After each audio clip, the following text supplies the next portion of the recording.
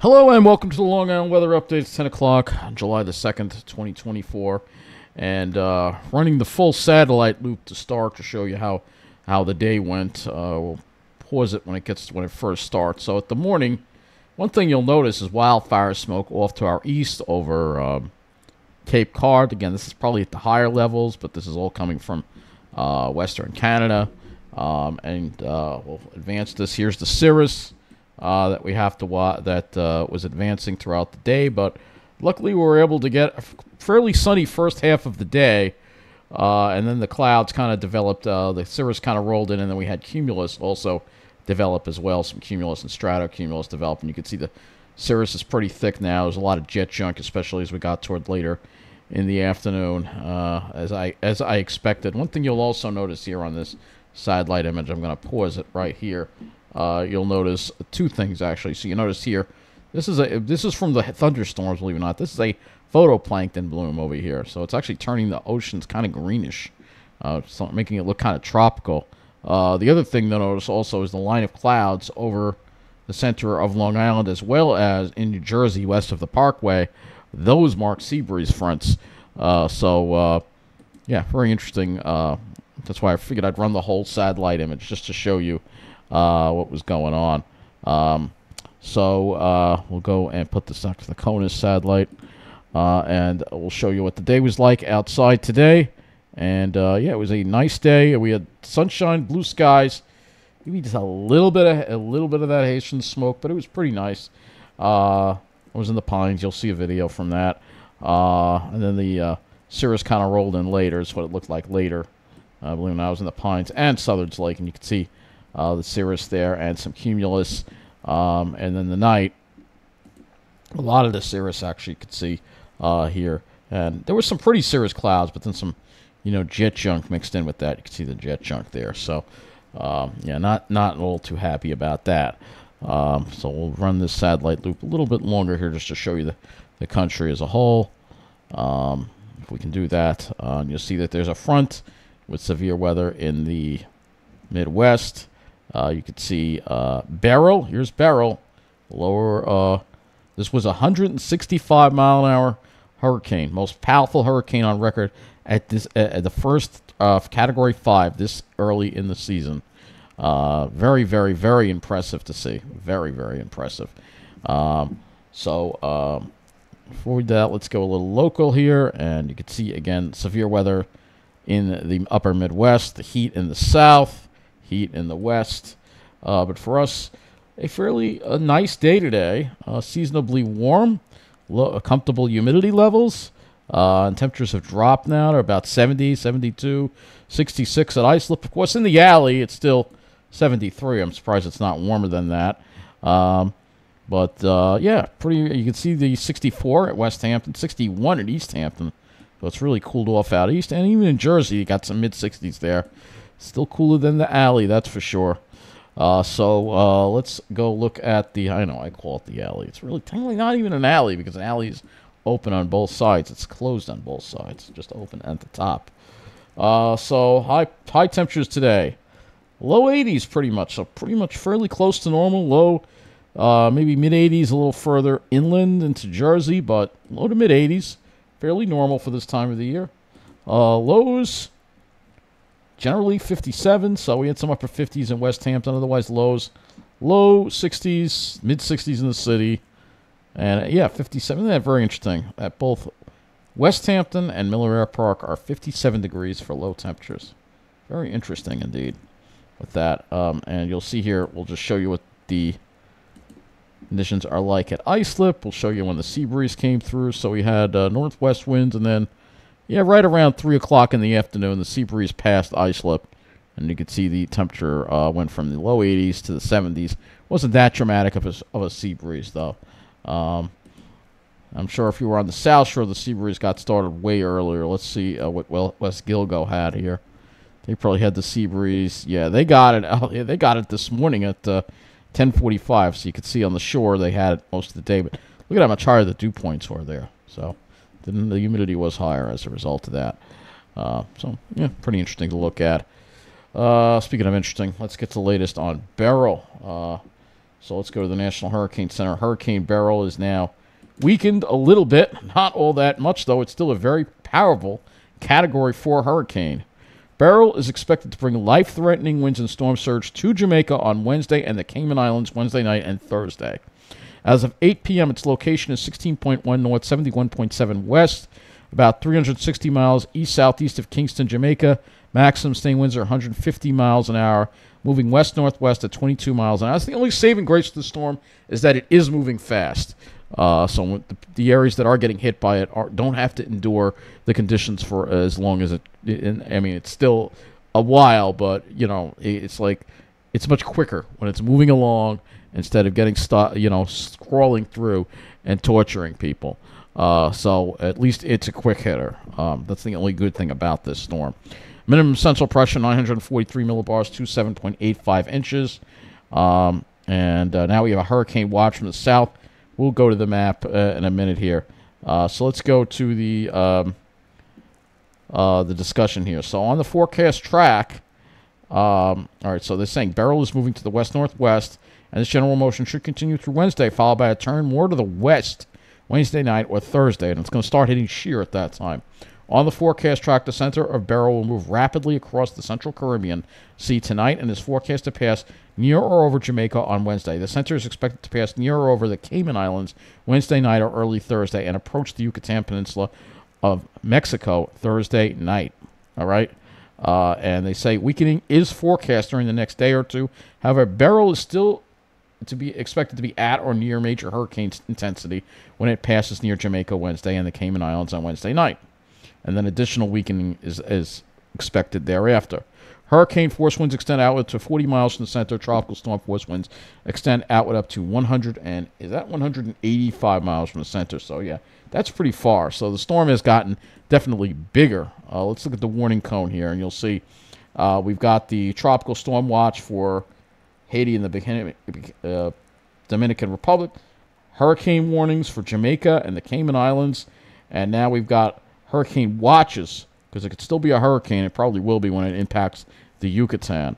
And just south of that, into the Guatemalan coast, you have a tropical storm watch. So, yeah, very, just what a storm this has been. I've got to say, what a storm it has been. So let's go to the, let's go back to the observations here and take a look and see what's going on down there. If we can get some more observations from Beryl here from some of these buoys that we may have had or may have been impacted. I don't know. We have a couple of, I don't know, we had buoys here. I don't see any buoys reporting right now. I heard this buoy here. I'm kind of curious of what this buoy got, because it does do wave heights, I think, or maybe it doesn't. I meant not. That's not a buoy. That's Crown Point. All right, no, that's Crown Point, so it's not a buoy. I don't know if we have any buoys over here. There's a buoy over here. I'm kind of curious as to how high the waves got when this thing passed. Let's see. Oh, it doesn't have the waves here. Of course, it doesn't have the waves. All right, well, we'll be watching it. Right now, there aren't a whole lot of buoys in this spot, so as far as getting wave heights go, it's a little hard to do. We'll see if there are any buoys in the path of this. All right, we have a couple here. All right, there are a couple here. So we're going to watch these buoys as it gets closer to Jamaica, I guess. But let's go look at some satellite imagery of Beryl. We'll actually first go to this. So let's go to storms. We'll go to Beryl. And, yeah, the satellite site is being very slow. No surprise. I'm not surprised it's being slow. Are you? Probably a lot of people using it. And they just don't have the capacity to handle it. We may have better luck with Tidbits. So let's look at the Tidbits satellite. And you can see here, looks like it's starting to weaken a little bit, but just slightly. And unfortunately for Jamaica, it looks like it's going to definitely, the eye wall is definitely going to brush Jamaica. The eye may not go over Jamaica, but Jamaica, unfortunately, is going to get hit very hard by this storm. And it will cause yet more devastation. Let's go look at this satellite here, which is finally got the other one loaded. And you can see here, Definitely see a little bit of weakening. Definitely looking a little more disorganized, but it's so slight. You still see blow-ups of convection. It's still got plenty of warm water to work with, and it hasn't hit the shear yet. So this thing is just, it's got a lot of momentum with it. It's going to, even if it does hit shear, it's not going to weaken dramatically, at least not in my opinion. It's not going to weaken dramatically. And again, we go to this, you'll see the landfall at 2 p.m. tomorrow. It's going to be going over Jamaica, and then tomorrow night it's going to be going over the Cayman Islands. So this is going to be a very bad situation. So looking at our weather map here, you see we have high pressure under control. You're going to start seeing that return flow develop. There's that frontal system across the middle of the country, heat in the south. If we go to the observations, she'll just show you some of that heat that they're dealing with in the south again. Kind of spoke about this yesterday, so I'll point it out again. Let's see, 97 at Greenville,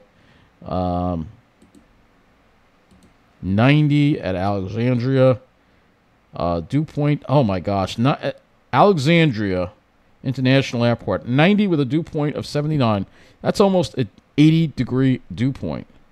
High was 99, so that's why they got the excessive heat warning, because of the humidity makes it feel like it's well into the hundreds. Look at the humidity, made it feel like it was 110 there.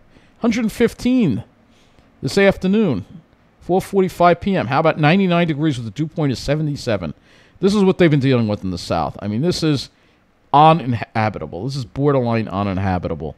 Because it's one thing if you're dealing with that kind of heat and it's dry heat, but this is extremely high humidity, and that's what makes it really. And I'm sure there's some 80-degree dew points out there too. Perhaps Houston got some 80-degree dew points today. Oh, let's go and see. I know somebody did. Somebody got 80-degree dew points. That's one of the airports, but we're gonna go over here. Maybe there might be some more. Conroe maybe got an 80-degree. Texas, my gosh, 99 degrees. Let's see. They didn't get quite as. It's like the humidity is higher in Louisiana and Mississippi than Texas. But this is just really juicy air, and that's why you've got all these heat advisories in effect. And then we got severe weather over here in the Midwest, one tornado watch, and surrounded by a severe thunderstorm watch. Not even going to get into it at this point. And more heat, of course, in the west. So let's go look at the highs in the west today. You see the kind of heat that they've been dealing with here in California. And again, at least it's a drier heat. At least it's 106, but the dew point's 30 at this place. It hit 108 though, China Lake. 105. At least the humidity is very low, but it's very hot. Oh, 115 at Palm Springs. Wow, that's insane. Dew point's low, but I mean it's better than the humid heat, but not by much. This is very, very hot conditions. Oh my gosh, I mean, that's really insanely hot. And even at the coast, it looks like, what did LA get up to? Let's see, 105 in Arroyo, 107 in Pinnacles, 103 at, I can't even pronounce the names for these places. Let's see, I'm trying to find Los Angeles here. I can find LA here. Hollister got up to 97. 102 at South County Airport of Santa Clara for a high. 90 degrees, dew point of 58 right now. So you got to be right along the coast, but if you're not right along the coast, you're going to feel the heat. That's the thing. You're going to feel the heat. 111 at Calveras Road. 106. I mean, this has got to be historic heat. I mean, this is insanely hot. Now we're in central California. Look at this. I mean, places like Sacramento in the mid-100s. I mean, that's insanely hot. 114. This has got to be record-breaking. 108 at Halliburton. 110. I mean, look at how far north we're going in California. Look at this heat. Now we're in Northern California. 115 at Lake Sonoma. It's still 105. Really? 101 in Middleton. This is crazy. Now we're going north into. I'd like to let's just layers. I can't read the cities when they're. Let's do that. I think we're not even in California anymore. Are we still in California? We are still in California. I think we're still in California. So yeah, you're going into Northern California. Look at how hot it is. 108 at Redding. Still 106 there. I mean, this has got to be record-breaking heat. Got to be record-breaking heat. They're not feeling it so much in the Pacific Northwest, but California is just unbelievable. And then we go down to the south, where there's more heat. Let's take a look at Arizona. Flagstaff got to 86. It's pretty hot there. Parts of New Mexico pretty hot. Texas getting to the 100s. Just look at all the heat. So we're fortunate that we're not dealing with the heat. That's why I'm showing you all this heat. Because that's a lot of heat right there. And then the south is worse because you're getting it with the humidity. I'll take the dry heat over that. But, yeah, this is, you can see the cooler air in the plains. You can see where they meet. Is where we're seeing all the severe weather. And I'm kind of curious. I'm going to just put Sacramento in here. And we're going to go to the Sacramento office and see if there were any I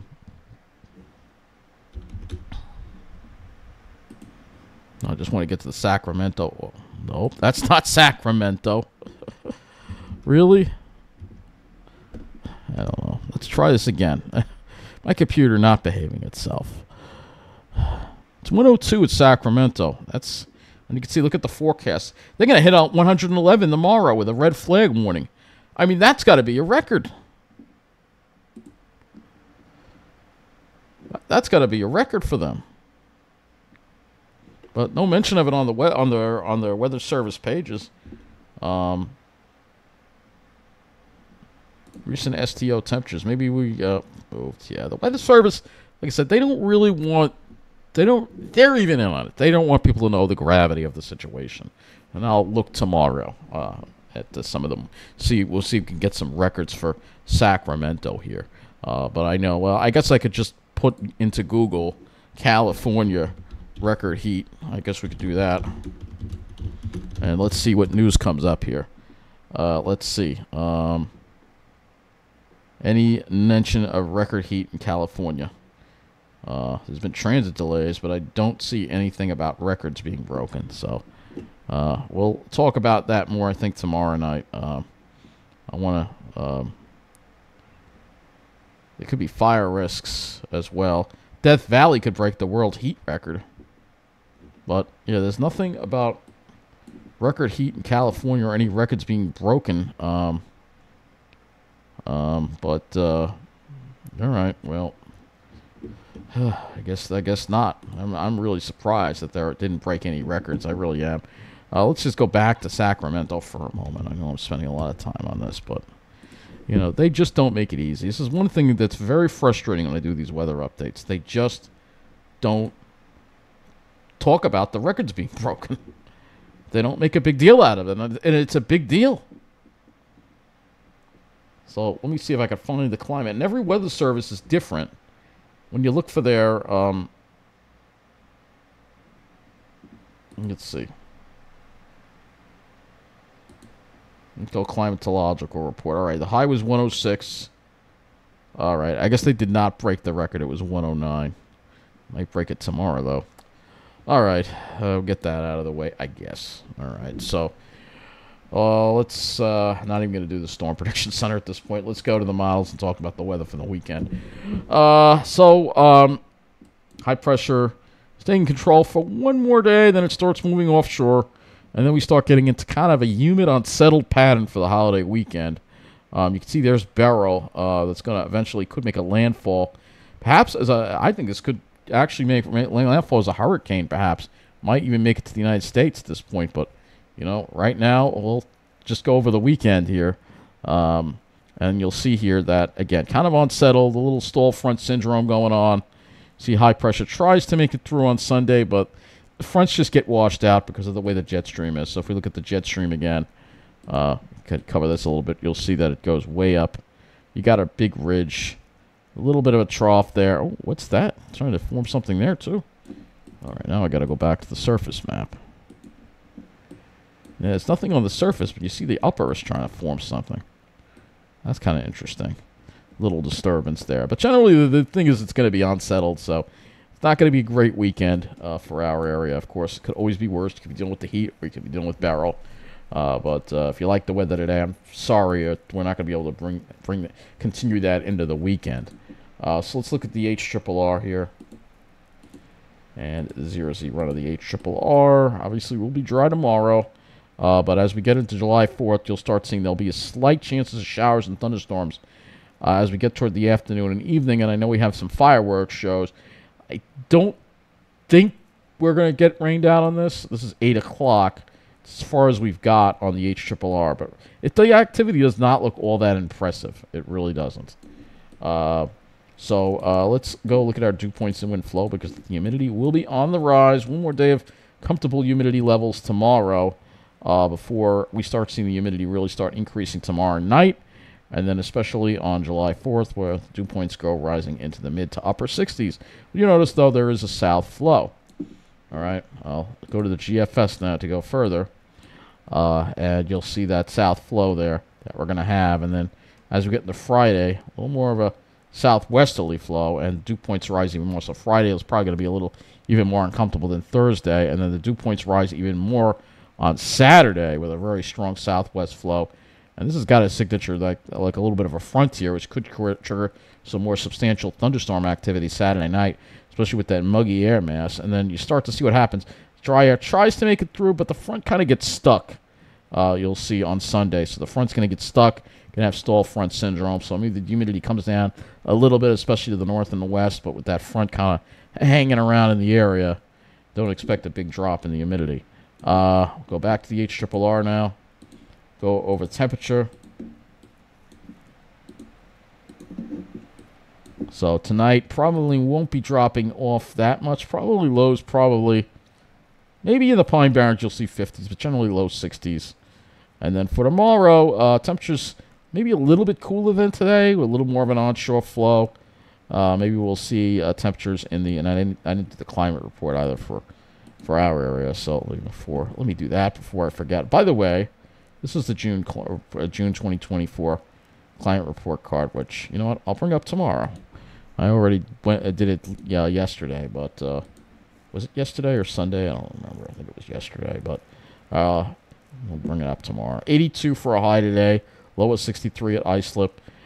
Pretty close to normal. All right, 1 degree below normal for the day at Islip. Central Park got up to 86 with a low at 66. Right at normal, 0. So, yeah, right at normal. Average conditions for summertime today. It was really nice summer day today. So, a little cooler tomorrow. Temperatures don't drop off as much tomorrow night, probably mid to upper 60s. And then for July 4th, probably inland, it's going to probably be, if you're in Jersey, upper 80s to around 90 for Long Island, low to mid 80s for July 4th. And there'll be some cloud cover around, obviously, and then the chance for those thunderstorms. And we want to go further and look at temperatures. Let's look at the GFS here, and you'll see here that as we get into your Friday, actually is a little cooler because I guess we're going to have a lot of cloud cover and perhaps some shower activity around. We will look at the GFS in a moment with that. And then Saturday, you can see it much hotter inland over Jersey. Could have 90s, Long Island, low to mid 80s because of the south flow. Sunday is going to be the hottest day, I think, where we could see temperatures near 90 in western parts of Long Island, say central and northern Nassau, as well as low 90s in the city, as well as New Jersey. And there will be plenty of cloud cover, though, so even though it'll be near 90, you'll see plenty of high cloud cover around. Junky-looking skies, obviously, with this kind of air mass. Not going to have night. You're not going to have blue sky like you had today, that's for sure. So let's go over to the radar output on this GFS. So show you what we have, and then Thursday you can see that again, that chance of showers. Looks like maybe it'll hold off till later, perhaps. And then Friday, clouds, some shower chances around again, and then same deal for Saturday, and maybe some more in the evening. And then Sunday is probably going to be the driest day. It's going to be the hottest day, but it'll also be the day where there won't be any rain chance. There shouldn't be any rain chances, hopefully. But the other days there could be. But as far as looking at how much rain we could see, running it to Sunday night, it's giving us maybe a half an inch. Some areas where there might be stronger thunderstorms could get 1 to 1.5 inches of rain, depending on where the thunderstorm's set up. We all know how variable that is. Let's go to the NAM 12, and I'm going to go to the 18Z NAM 12 so we can look at some more information on here. And you can look at this if we want to go a little further out. Here's Thursday. You can see not really a whole lot going on here. It seems that Friday would be maybe, it's still not showing a whole much. So it's very scattered activity. And right now, it's just too far out to really say exactly what's going to happen at this point. So let's go to the RGM. I'll use this one for the clouds. Just show you that the skies will be, all right, the RGM underdoing the clouds for tomorrow will probably be a lot of cirrostratus and jet chunk in the sky. There'll be sunshine, but there'll be a lot of cirrus and jet chunk. Obviously, more clouds for Thursday. A lot more clouds for Thursday. And then Friday as well. Plenty of clouds for Friday. May not see the sun much at all.